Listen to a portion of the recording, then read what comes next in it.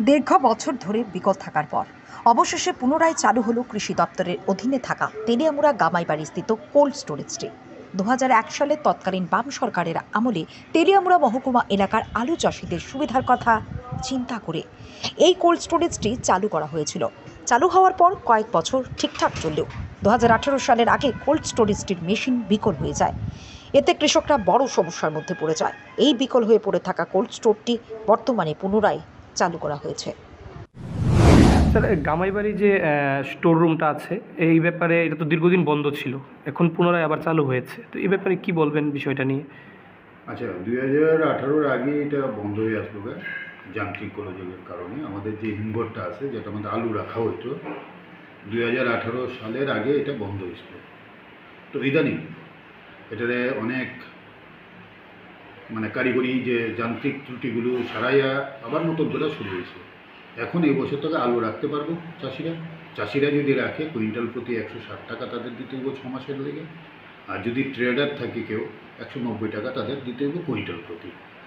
তো এবার আবার এটা চালু আছে, এখানে নিযুক্ত আছে জুনিয়র ইঞ্জিনিয়ার আছে, টোটাল ব্যাপারটা তারা দেখভাল করে। এখানে গেলে তারা পাইব। আর আমাদের অফিস সেক্টর বেএলও যারা আছে তাদের মাধ্যমে একটা টোকেন নিয়ে এখানে আলুটা রাখতে হবে। স্যার, কি মনে করতেছেন, দীর্ঘদিন তো বন্ধ আসছিল, তো এখন পুনরায় এটা আবার চালু হওয়াতে হিমঘরটা যারা চাষিরা আছে তাদের কীরকম সুবিধা হইতে পারে পুনরায়? নিশ্চিত হবে, এটা তো অনেকটাই সুবিধা। কারণ আমি যে এখন আলুটা এখন যদি আমি বিক্রি করি, সিজনে একটা মাল বিক্রি করলে হয়তো অনেক কম দামে বিক্রি করতে হবে। তো আমি যদি 6 মাস পরে আলুটা বা অফ সিজনে বিক্রি করি, আমি কিছুদিন রেখে দিতে পারি, তাহলে আমি তো অনেক লাভবান হবো না? যে কোনো চাষি এখানে লাভবান হবে। লাভের ব্যাপারটাই আমাদের মূল। চাষিরা লাভবান হোক সেটা আমরা চাই।